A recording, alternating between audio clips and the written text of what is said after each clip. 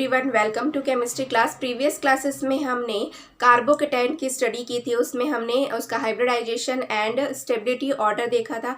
आज की क्लास में हमें कार्बेनाइन एंड फ्री रेडिकल्स की डिटेल में स्टडी करनी है, जिसमें सबसे पहले हम देखेंगे हाइब्रिडाइजेशन, देन हम देखेंगे स्टेबिलिटी ऑर्डर। तो स्टार्ट करते हैं।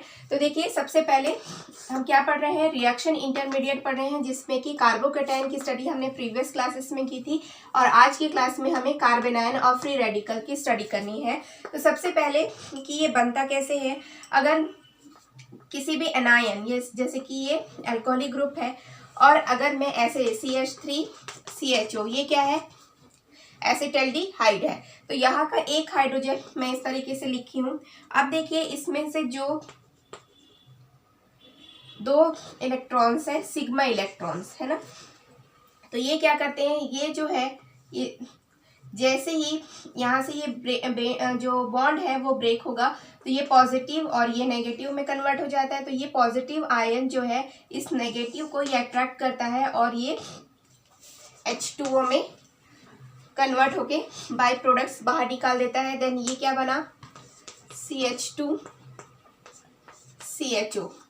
तो ये इसे हम इस तरीके से भी लिख सकते हैं, देन ऐसा भी लिखा जा सकता है। तो ये क्या है, एसिटल्डिहाइड है, तो ये क्या बना, एसिटल्डिहाइड,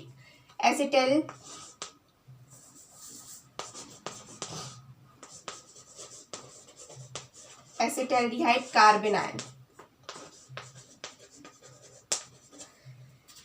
नेक्स्ट है सेम, जैसे कि यहाँ पे ही जैसे ये बॉन्ड ब्रेक हुआ, ये पॉजिटिव और ये एनायन में कन्वर्ट हो गया और ये इसे अट्रैक्ट कर लेगा और क्या बना लेगा, अमोनिया NH3। तो क्या बना, ये C एसिटल्डिहाइड कार्बेनाइन है और ये बनेगा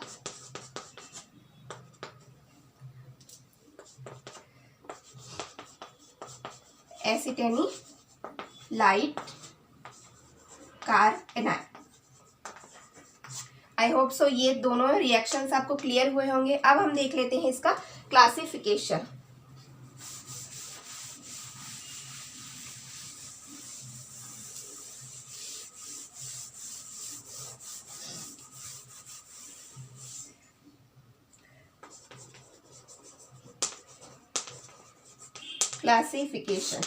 तो क्लासिफिकेशन में कार्बोकेटाइन जैसे ही सिमिलर है कि इसे 3 टाइप्स में डिवाइड किया गया है, टर्शरी, सेकेंडरी एंड प्राइमरी। तो प्राइमरी कार्बोनाइन किसे कहते हैं, CH3 ग्रुप और ये H और ये नेगेटिवली चार्ज। अगर यहाँ पे दो CH3 ग्रुप इस तरीके से अटैच हो तो ये क्या हो जाएगा, सेकेंडरी, और 3 R ग्रुप अरेंज हो तो ये हो जाएगा टर्शरी। तो ये हमें मोस्टली इन तीनों को ही पढ़ना होता है, टर्शरी, सेकेंडरी एंड प्राइमरी। अब हम देख लेते हैं स्टेबिलिटी ऑर्डर।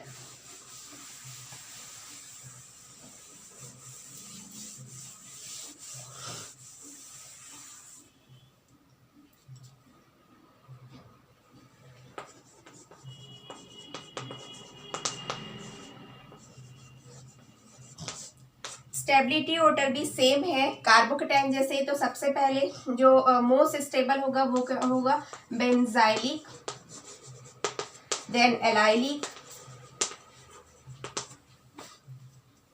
इसके बाद है हाइपर कॉन्जुगेशन,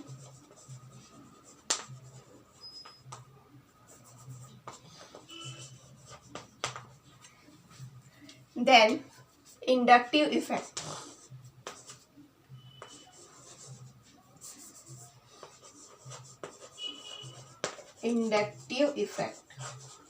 और हाइपर कॉन्जुगेशन और इंडक्टिव इफेक्ट में अगर हम एल्केन, मतलब अभी हमने जो क्लासिफिकेशन देखा था उसमें tertiary, then secondary, then primary stable होता है। स्टेबिलिटी ऑर्डर ये है एल्केन के लिए। देन हम ये स्टेबिलिटी ऑर्डर देखेंगे। नेक्स्ट क्या था कि कार्बोनाइन जो है वो प्रोपोर्शनल होता है -R, -H and -I group के, और इन्वर्सली प्रोपोर्शनल किसके होता है, plus R plus H and plus I group के। एक और फॉर्मूला कि जो परसेंटेज एस कैरेक्टर होता है वो प्रोपोर्शनल होता है माइनस आई ग्रुप के, और जो माइनस आई ग्रुप होता है वो इन्वर्सली प्रोपोर्शनल होता है रिंग साइज के। ये हमने पहले ही देखा है ये वाला formula, percentage S character proportional minus I group and inversely proportional ring size. तो ये सारे फॉर्मूले यूज होंगे स्टेबिलिटी ऑर्डर निकालने के लिए। तो अब हम कुछ एग्जाम्पल्स देख लेते हैं कार्बन आयन के। तो देखिए कार्बन आयन के कुछ एग्जाम्पल्स। तो अब इसमें देखिए, अगर मैं इस रिंग को इस तरीके से लिखूं तो सबसे पहले हमें स्टेबिलिटी ऑर्डर देखना होता है कि ये बेंजाइलिक है कि एलाइलिक है।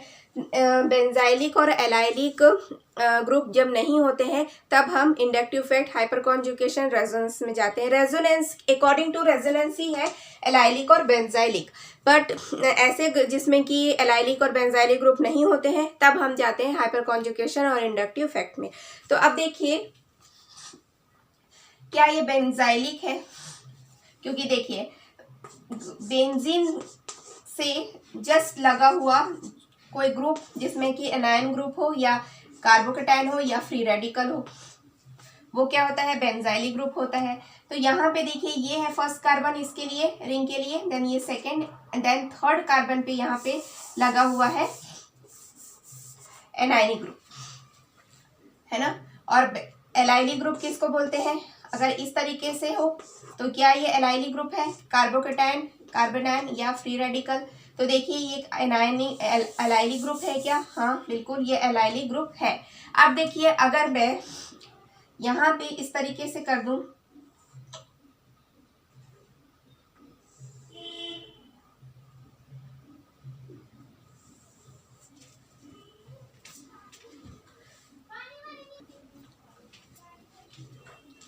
हाँ, तो हम फर्स्ट वाला देख रहे हैं जिसमें कि एलाइलिक ग्रुप तो है, बट अगर क्या इसमें बेंजाइलिक भी है तो बिल्कुल है। अगर इस एनायन को मैं इधर शिफ्ट करा के ये वाला जो डबल बॉन्ड है वो इधर शिफ्ट हो जाए तो यहाँ पे नेगेटिव ग्रुप आ जाएगा, और बिल्कुल जैसे कि बेंजीन के साथ डायरेक्ट CH2 माइनस है तो ये यही तो होता है बेंजाइलिक, मीन्स इस ग्रुप में दोनों ही प्रेजेंट है, बेंजाइलिक प्लस एलाइलिक। नेक्स्ट है देखिए ये कौन सा है, ये है बेंजाइलिक और ये कौन सा है, एलाइलिक। आई होप सो ये मैंने कैसे क्लासिफाई किया है आपको समझ में आया होगा। अगर आपको कोई डाउट हो तो आप कमेंट बॉक्स में कमेंट कर सकते हैं। तो देखिए सबसे ज़्यादा स्टेबल कौन सा होगा, जिसमें बेंजाइलिक और एलाइलिक दोनों ही ग्रुप है, तो ये सबसे ज़्यादा स्टेबल होगा। देन ये उसके बाद बी, देन लास्ट में सी। तो इसका ऑर्डर क्या होगा, A, B and C। Next example देखिए, सभी में ये रिंग है और CH2 ग्रुप है, मीन सभी बेंजाइलिक ग्रुप है, बट यहाँ पे CH3 भी लगा हुआ है, CH3 यहाँ पे कोई भी ग्रुप नहीं लगा हुआ है। तो हमें ये ध्यान देना होता है कि जब हम एनायन की स्टेबिलिटी देख रहे हैं बट उसमें अगर कोई ग्रुप प्लस वाला लगा है, चाहे वो प्लस H हो, प्लस I वाला, प्लस R वाला, तब हम उसमें थोड़ा सा ध्यान देने वाली बात है, क्योंकि जो भी हम मतलब कि क्या होता है, जो कार्बन आयन है वो inversely proportional plus R plus H और प्लस I के होता है। तो यहाँ पे ऑर्डर जब हम लगाते हैं तो गलतियाँ हो जाती हैं। तो सबसे पहले देखते हैं ये जो CH3 ग्रुप है ये कौन सा, ये प्लस S शो कर सकती है और प्लस I भी शो कर सकती है। यहाँ पे मेटा पोजीशन पे हम क्या देखते हैं, हम यहाँ पे रेजोनेंस भी देख सकते हैं, नहीं यहाँ पे रेजोनेंस नहीं है, यहाँ पे प्लस H और प्लस I। अब देखिए यहाँ पे हम प्लस I देख रहे हैं क्योंकि हाइपर कॉन्जुगेशन भी नहीं हो सकता। देन यहाँ पे प्लस H और प्लस I ग्रुप। तो अब देखिए इन दोनों में first, second, third and fourth, तो देखिए फर्स्ट एंड सेकेंड में दोनों में ही प्लस H और प्लस I है, अब यहाँ पे सेकेंड हम क्या देखेंगे, डिस्टेंस, क्योंकि हाइपर कॉन्जुगेशन भी है उसमें, इंडक्टिव इफेक्ट दोनों में ही है। तो अब हम देखते हैं कि किसमें कैसे ऑर्डर लगाएंगे ये दोनों का। अब देखिए यहाँ पे ओनली प्लस आई ही लगता है, क्यों? क्योंकि हमने जब रेजोनेंस की स्टडी की थी तब हमने इप्सो और मेटा पोजीशन पे देखा था कि इप्सो और मेटा पोजीशन पे कभी भी हम रेजोनेंस या हाइपर कॉन्जुगेशन नहीं देखते हैं, हम उसमें इंडक्टिव इफेक्ट ही देखते हैं। उस वीडियो में मैंने डिटेल में एक्सप्लेन किया है, तो पहले जाके वो वाला वीडियो देख लीजिए, उसके बाद ये वाला वीडियो अगर आप देखेंगे तो आपको ज़्यादा क्लियर होगा। तो देखिए यहाँ पे जो ये प्लस आई ग्रुप है, तो ऑर्डर में सिंपली अगर हम ऑर्डर लगाएं तो इसमें कोई भी प्लस, ना प्लस एच वाला है ना प्लस आई वाला, कोई भी ऐसा ग्रुप नहीं है जो कार्बन आयन की स्टेबिलिटी को डिक्रीज करे। इसलिए सबसे ज्यादा स्टेबल कौन सा होगा, फोर्थ वाला। क्यों? क्योंकि इसमें प्लस ग्रुप लगे हुए हैं। अब देखिए इन दोनों में, तो यहाँ पे देखिए और यहाँ पे दोनों ही क्या है, प्लस एच भी है और प्लस आई भी। उसके बाद ये वाला आएगा, देन 1 एंड थर्ड। अब इसमें हमें क्लासिफाई करना है कि 1 और थर्ड में कौन सा मोर स्टेबल होगा और कौन सा लेस स्टेबल होगा। यहाँ तक आपको क्लियर हो गया होगा। अब देख लेते हैं कि 1 और थर्ड में कौन सा ज़्यादा स्टेबल होगा। तो देखिए यहाँ पे अगर हम देखें तो इसका डिस्टेंस जो है वो कम है और यहाँ पे इसका जो डिस्टेंस है वो ज़्यादा है। तो हमने पढ़ा है कि जो इंडक्टिव इफेक्ट क्या होता है, वो डिस्टेंस डिपेंडेंट होता है। जितना ज़्यादा डिस्टेंस हो जाएगा इंडक्टिव इफेक्ट उतना ही कम होगा। तो यहाँ पे मोर इफेक्ट है और यहाँ पे लेस इफेक्ट है, इसलिए ये सबसे ज़्यादा स्टेबल होगा। मीन्स सबसे पहले क्या आएगा, 3, देन लास्ट में फर्स्ट। आई होप सो ये दो एग्जाम्पल्स आपको क्लियर हुए होंगे। नेक्स्ट एग्जाम्पल देख लेते हैं। नेक्स्ट एग्जाम्पल में भी देखिए OR ग्रुप्स है और इसमें नहीं है। तो देखिए OR ग्रुप्स भी क्या होते हैं, प्लस R ग्रुप्स होते हैं। इसमें प्लस एच है क्या, हाइपर कॉन्जुगेशन नहीं है। क्यों? क्योंकि इस पे कोई भी अल्फा हाइड्रोजन नहीं है, क्योंकि यहाँ पे देखिए O है और फिर CH3 है। तो जो भी कंपाउंड एनायनी ग्रुप के जस्ट फर्स्ट वाला जो कार्बन होता है वही क्या होता है, अल्फा कार्बन। तो यहाँ पे तो पहले ऑक्सीजन है, इसलिए हम हाइपर कॉन्जुगेशन नहीं देखेंगे। इसमें हम क्या देखेंगे, प्लस आई ग्रुप, क्योंकि CH3 जो है वो प्लस आई ग्रुप वाला मतलब कंपाउंड है। अब यहाँ पे देखिए ये भी प्लस आर प्लस आई नहीं, मेटा पोजिशन पे भी कभी भी हम प्लस मतलब रेजोनेंस और हाइपर कॉन्जुगेशन नहीं देखते, सिर्फ हम इंडक्टिव इफेक्ट देखते हैं, चाहे वो प्लस हो चाहे वो माइनस हो। यहाँ पे प्लस आर है और प्लस आई ग्रुप और यहाँ पे कुछ भी नहीं है, तो सेम पहले जैसे ही है ये भी। तो यहाँ पे देखिए अगर मैं ऑर्डर लिखूं तो सबसे ज़्यादा स्टेबल कौन सा होगा, फोर्थ वाला। इसके बाद यहाँ पे देखिए ये प्लस आई ग्रुप है और यहाँ पे आर ग्रुप्स है। तो जैसे कि सबसे पहले हम रेजोनेंस को देखते हैं, फिर हाइपर कॉन्जुगेशन, फिर इंडक्टिव इफेक्ट। लेकिन यहाँ पे प्लस आई ग्रुप भी है, प्लस वाला ग्रुप है। तो मोर जिसमें ज़्यादा रेजोनेंस होगा वो ज़्यादा मतलब कि स्टेबिलिटी उसकी कम होगी, क्योंकि इसमें प्लस ग्रुप है। तो यहाँ पे इसको और इसको देखना है। तो सबसे उसके बाद क्या आएगा, सेकेंड, फोर्थ के बाद आएगा सेकेंड। अब इसमें देखिए कि दोनों में ही तो रेजोनेंस है, बट यहाँ पे इंडक्टिव इफेक्ट कौन सा है, इसमें ज़्यादा है, इसमें मोर इंडक्टिव इफेक्ट है और इसमें लेस इंडक्टिव इफेक्ट है। तो सबसे ज़्यादा स्टेबल कौन सा होगा, थर्ड वाला, लास्ट फर्स्ट, मतलब कि जो फर्स्ट है वो सबसे ज़्यादा अनस्टेबल होगा। नेक्स्ट एग्जाम्पल देख लेते हैं। अब देखिए इसमें कौन सा ग्रुप है, माइनस ग्रुप है, minus R, then minus I group. यहाँ पे भी माइनस आई ग्रुप, ये है minus R and minus I और इसमें कुछ भी नहीं है। तो सबसे ज़्यादा अनस्टेबल कौन सा होगा, फोर्थ, क्योंकि इसमें कोई भी ग्रुप ऐसा नहीं है। इसके बाद देखिए सभी में माइनस ग्रुप है, तो सबसे ज़्यादा स्टेबल कौन सा होगा, इसमें रेजोनेंस तो से दोनों में ही रेजोनेंस सेम है, बट यहाँ पे जो आई इफेक्ट है यहाँ पे मोर है और यहाँ पे लेस होता है। क्यों, डिस्टेंस की वजह से। तो यहाँ पे सबसे ज़्यादा ये फर्स्ट इसका अपोजिट हो जाएगा यहाँ पर, और यहाँ पे हो जाएगा थर्ड, उसके बाद आएगा सेकेंड।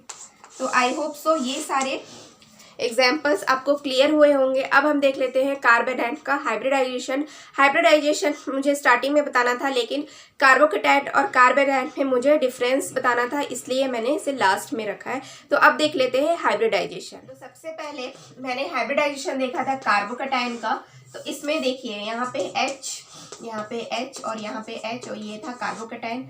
सेम यहाँ पे H और यहाँ पे एनाइन।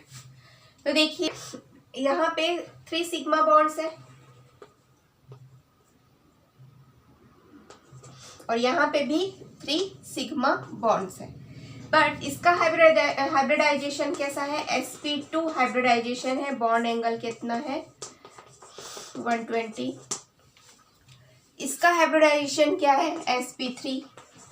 और जो कि ये पिरामिडल है, सेम है, सिमिलर NH3 का भी सेम इसी के जैसा होता है, तो पिरामिडल है।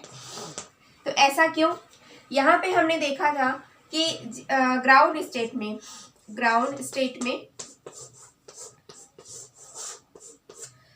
1 2 3 इतने ही थे, क्योंकि यहाँ पे कैटायन आ गया है, इसलिए कितने इलेक्ट्रॉन है? 1 2 3 फोर्थ वाला गया। तो अब यहाँ पे देखिए एक्साइटेड स्टेट में क्या होगा?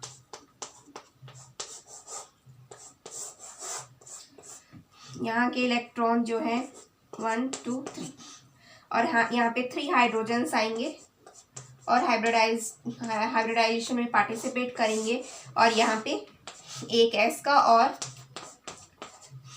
P के 2 ऑर्बिटल्स पार्टिसिपेट करते हैं, इसलिए हाइब्रिडाइजेशन क्या है? sp2 है। अब हम देखते हैं इसमें ग्राउंड स्टेट तो सेम रहेगा, सेम इसके जैसे। एक्साइटेड स्टेट में क्या होगा? एक्साइटेड स्टेट में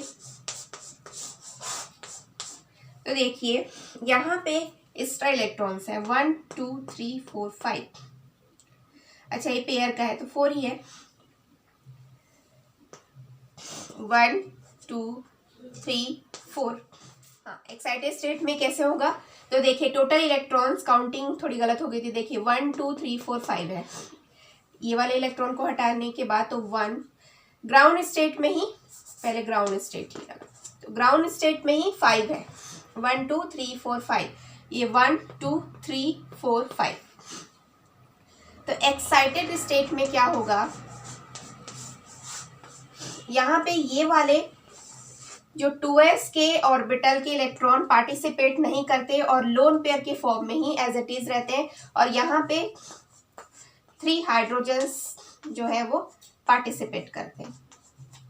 और इसी तरीके से यहाँ पे S एज इट इज रहता है और यहाँ पे 3 तीनों ऑर्बिटल पार्टिसिपेट करते हैं, इसीलिए हाइब्रिडाइजेशन कैसा है? sp3 है, सेम NH3 के जैसा, क्योंकि NH3 के और लास्ट मतलब वैलेंस ऑर्बिटल में 5 इलेक्ट्रॉन्स रहते हैं, इसमें भी 5 इलेक्ट्रॉन्स होते हैं।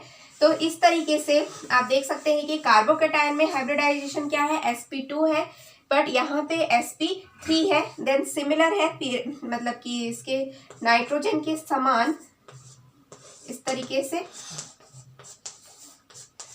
तो ये है पिरामिडल, और पिरामिडल का बॉन्ड एंगल कितना होता है? इतना होता है 107 समथिंग, क्योंकि 109.28 टेट्राहेड्रल के लिए होता है, उससे थोड़ा सा लेस हो जाता है 107। देन वाटर के लिए 104 हो जाता है 5।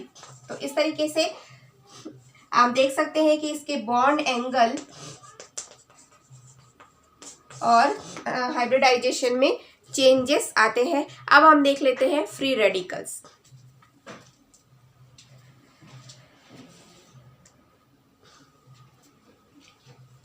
अब हम देख लेते हैं फ्री रेडिकल्स। तो फ्री रेडिकल्स में हम सबसे स्टार्टिंग में हमने देखा था कि रिएक्शंस 2 टाइप के होते हैं, होमोलैटिक रिएक्शन एंड फिशंस, होमोलैटिक फिशंस एंड हेटेरोलैटिक फिशंस। तो जो होमोलैटिक फिशन के थ्रू फ्री रेडिकल्स बनते हैं और हेटेरोलैटिक फिशन से कार्बोनाइन मतलब कार्बोकेटाइन और कार्बोनाइन्स बनते हैं। तो होमोलैटिक फिशन किससे होता है? होमोलैटिक फिशन तो यहाँ पर देखिए, जब सेम टाइप के एलिमेंट्स होते हैं रिएक्टेंट में, तो क्या करते हैं, ये इस बॉन्ड के जो कोवेलेंट बॉन्ड है, ये इस कोवेलेंट बॉन्ड के जो एक एक इलेक्ट्रॉन को एक्सेप्ट कर लेते हैं। और इसका एरो का जो साइन होता है वो इस तरीके से होता है फ्री रेडिकल्स में, और कार्बोकेटायंस और कार्बन आयन में इस तरीके से होता है। तो अब देखिए इसमें क्या कैसे बनेगा, 2 फ्री रेडिकल्स बनेंगे। सेम इसमें भी ऐसे ही होगा, सेम टाइप के ही कंपाउंड्स हैं ये। तो यहाँ पे एक इलेक्ट्रॉन ये ले लेता है, दूसरा इलेक्ट्रॉन ये, तो यहाँ पर 2 CH3 फ्री रेडिकल्स बनते हैं। अब हम देख लेते हैं क्लासिफिकेशन। तो क्लासिफिकेशन में भी सेम है, कार्बोकेटायन एंड कार्बन आयन जैसे ही इसमें भी होते हैं टर्शरी, सेकेंडरी एंड प्राइमरी। तो प्राइमरी मीन्स जिसमें एक ही R ग्रुप हो, फ्री रेडिकल्स। इसमें 2 R ग्रुप्स होंगे और इसमें 3 R ग्रुप्स होंगे। ये हो जाता है टर्शरी फ्री रेडिकल्स। नेक्स्ट है हाइब्रिडाइजेशन। जब फ्री रेडिकल का हाइब्रिडाइजेशन देखते हैं तो इसमें भी अगर कार्बन ग्राउंड स्टेट में हो तो इलेक्ट्रॉनिक कॉन्फ़िगरेशन मैं डायरेक्ट इसमें फिल कर रही हूँ। तो 1 2 3 4, 1s2 2s2 एंड 2p2 इस तरीके से होता है। ये है वैलेंस ऑर्बिटल्स, ये है 2s और ये है 2p। एक्साइटेड स्टेट में क्या होगा,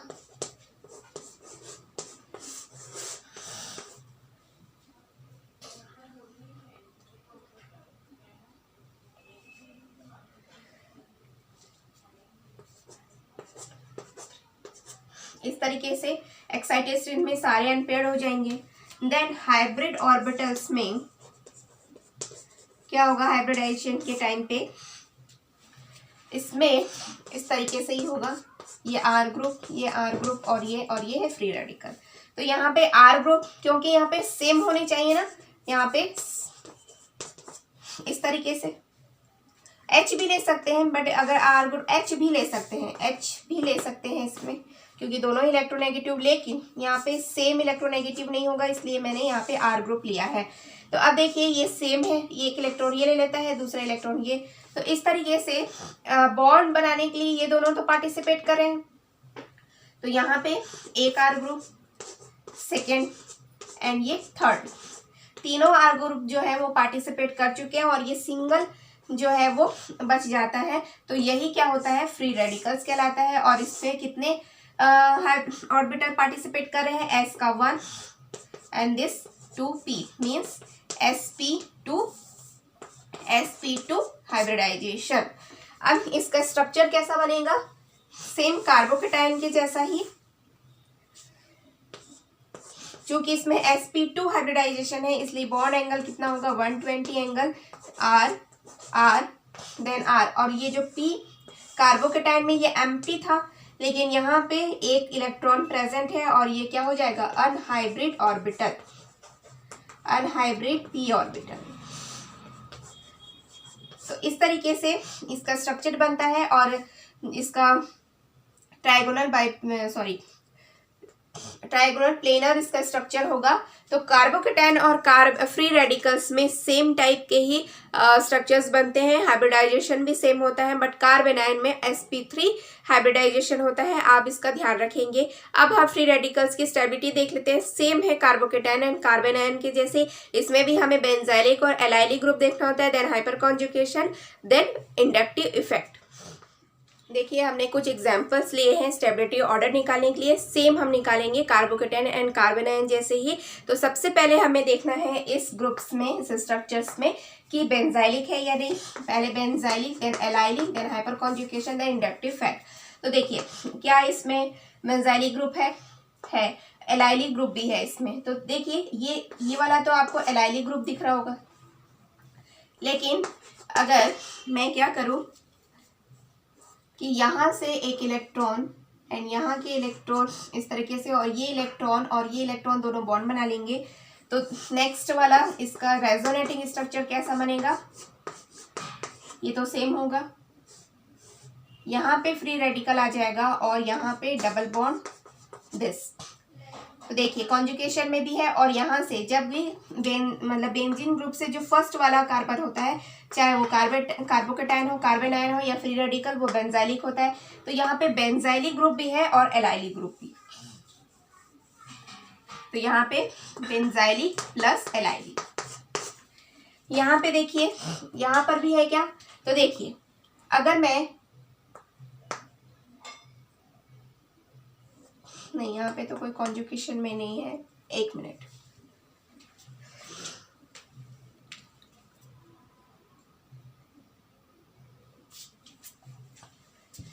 यहाँ पे है। तो देखिए क्या ये बेंजाइलिक है इतना ग्रुप, बिल्कुल है। और ये वाला अब देखिए यहाँ पे एलाइलिक तो नहीं है, क्योंकि ये तब होता ना, यहाँ पे अगर फ्री रेडिकल होता तब ये एलाइलिक होता। तो यहाँ पे भी अगर मैं सेम ये वाला इलेक्ट्रॉन इधर, यहाँ पे 2 इलेक्ट्रॉन्स हैं और ये एक इलेक्ट्रॉन यहाँ पे हो जाए, तो ये इलेक्ट्रॉन और ये इलेक्ट्रॉन बॉन्ड बना लेंगे। और सेम अभी हमने देखा था इसका अपोजिट है ये प्रकार से, तो यहाँ पे डबल बॉन्ड आ जाएगा और यहाँ पे फ्री रेडिकल। तो देखिए यहाँ पे क्या बन गया, एलाइलिक ग्रुप, और यहाँ पे क्या दिख रहा है आपको, बेंजाइलिक ग्रुप। तो एलाइलिक और बेंजाइलिक यहाँ पर भी है, benzylic plus allylic group. But देखिए दोनों में ही सेम हो गया, तो हम इन दोनों में कैसे आइडेंटिफाई करेंगे। तो आप ध्यान देखिए यहाँ पे अगर ये फ्री रेडिकल यहाँ पर आ जाता है सेकेंड वाले ग्रुप में, यहाँ पे फ्री रेडिकल आएगा तो क्या होगा, यहाँ पे फ्री रेडिकल है तो यहाँ पे कौन से ग्रुप से, अल्फा हाइड्रोजन भी प्रेजेंट है, मीन्स यहाँ पे हाइपर कॉन्जुगेशन भी हमें देखना होगा। तो यहाँ पे कितने अल्फा हाइड्रोजन है, 3 अल्फा हाइड्रोजन। तो यहाँ पे एलाइलिक भी है, बेंजाइलिक भी है, एलाइलिक भी है और 3 अल्फा हाइड्रोजन भी है। अब देखिए ये ओनली बेंजाइलिक है, ये एलाइलिक ग्रुप है, और यहाँ पे हम कितने अल्फा हाइड्रोजन्स हैं, 3 3 6 3 9 अल्फा हाइड्रोजन्स हैं। तो हम सबसे पहले स्टेबिलिटी ऑर्डर में क्या देखते हैं, benzylic, allylic, then hyperconjugation, sorry हाँ हाइपर कॉन्जुगेशन। तो देखिए इस ग्रुप पे तीनों ही है, तो सबसे ज्यादा स्टेबल कौन सा होगा, सेकेंड वाला। तो ये है ए, बी, सी एंड डी, और ये हो जाएगा ई। तो सबसे ज्यादा स्टेबल कौन सा होगा, बी। उसके बाद क्या होगा, ए, क्योंकि यहाँ पे क्या है, बेंजाइलिक और एलाइलिक भी है। देन इसके बाद क्या होगा, सी। इसके बाद क्या होगा, डी। देन लास्ट क्या होगा, ई।